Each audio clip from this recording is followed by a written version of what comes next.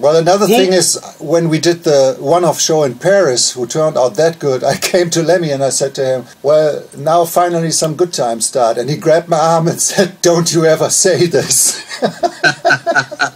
Now, when you toured, when you played, well, I guess it was Sabbath.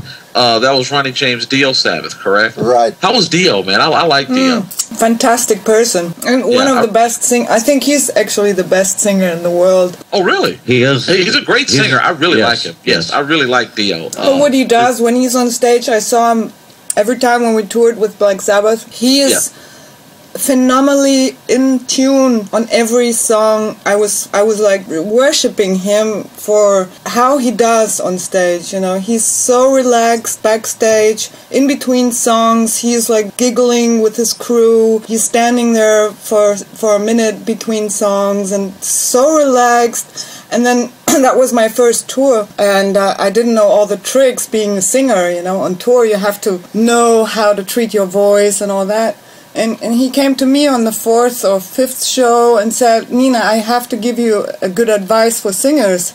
Here it is. He said, stay in the bunk, sleep 10 hours, don't talk much until the show is coming. After that, you can talk for 2 hours, and that was it.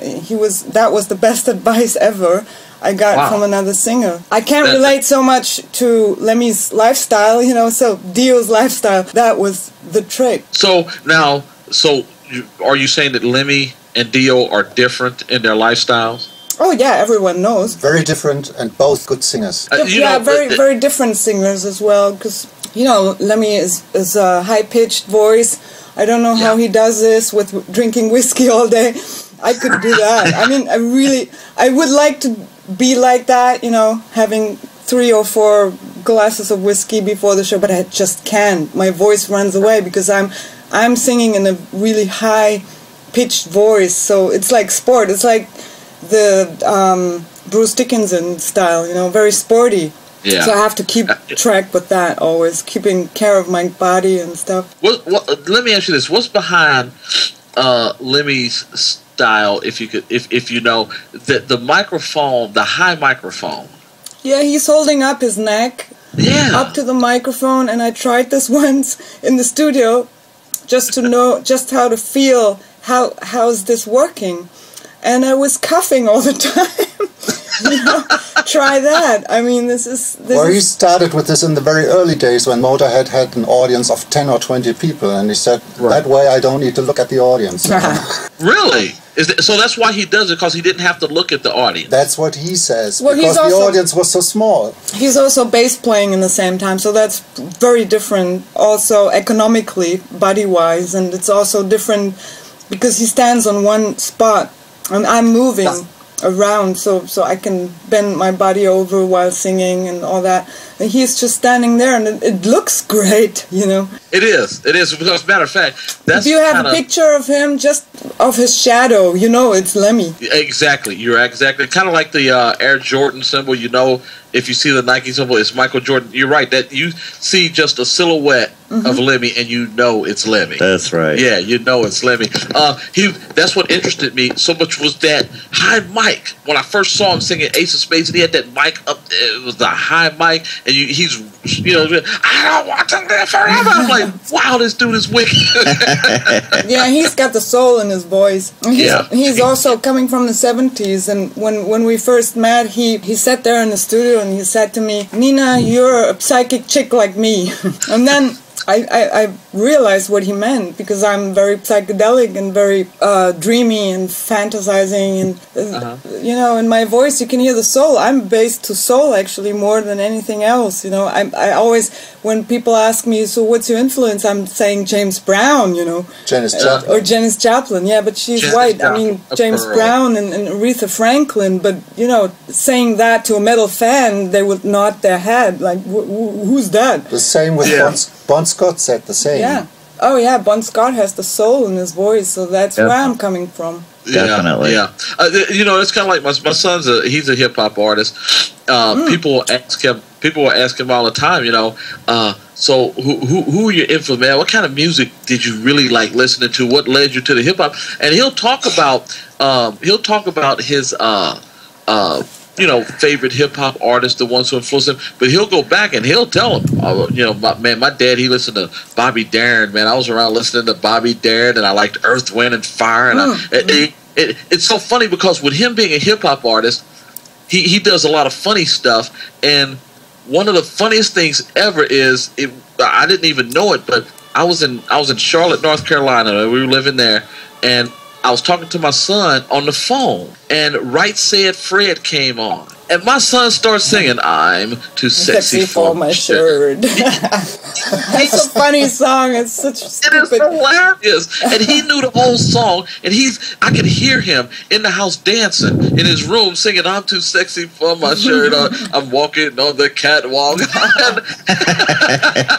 And here this dude who's doing all this like real tough hip hop music and stuff, singing Right Said Fred. Man, I thought, yeah. For a musician, it's always so important to go back in time. You have to time travel backwards because I agree. Everything is existing on one or the other hand.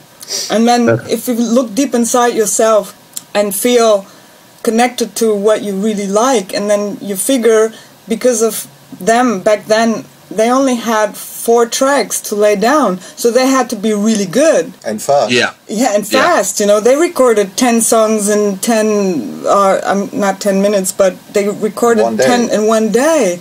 So they had to be really get down with their instruments or their voices. So they had to be really good and shaped up and sharp. You know. Well, that's what rock and roll is about. It's not supposed to be perfect. Yeah, you're right about that. You're right, Jim.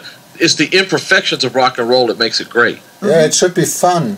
Exactly, it is. That's the thing. We just went and saw a band Friday night here in Las Vegas, and to me they're old guys like us. You know, Kev's you'll be 51. I'll be 51. He'll be 51. I'll be 49 this year, and these guys were old head rockers like we are.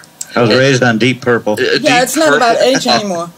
It's Montrose, Wishbone Ash, you know, we were back in the old rock and roll days, you know, back in the 60s and 70s. And to see these guys get up there, have the energy and perform, and I mean perform really well, it just took me back. I was back in the 60s and 70s with those guys. That was cool, man. Yeah. I think it's still the best time. When I listen to music, I always go back to the 70s and 60s. I really force myself to listen to modern stuff, but I always find myself stopping the tapes or the CDs or the iTunes. I only like 10 or 12 acts from nowadays. I don't know why. I'm not arrogant to any music, but sometimes it's just I miss the feel of it so many times. So I always grab out my old stuff, you know. Always. I think you're right about the feel thing. Listen, you know, none of the music today really does much for me. However, when we get new indie groups who send us their music, I'll be like, wow, these dudes are good. But most of the commercial groups, I can't even listen to the radio. I think the record companies have something to do with that. They canned the music. They've canned music. Yes. Where it is, to me, it's almost like with the boy bands back in the 80s and 90s. When they would get a boy band, every single record label had to have a boy band, just like that boy band. And all of a sudden, music became so canned. It was unbelievable because I couldn't tell one from the other. It's just like they were saying before about playing your own music and making sure you keep it your music. Yeah, absolutely. I agree. Music was much better then. I absolutely loved it then. But you guys you're here, you're direct, and you are VRADIO. You guys are top 10, man. I'm loving that. And listen, we like to, you know, keep in touch, have you on again, and look, if you can, send us more music. Oh, we can. Yes, we love to get some more of your music on, and as we do different shows, man, we really like to keep the energy high level. Right, even the older stuff, because our audience, a lot of them hasn't heard the older stuff, so it'll be new to them. Right, absolutely. Cool.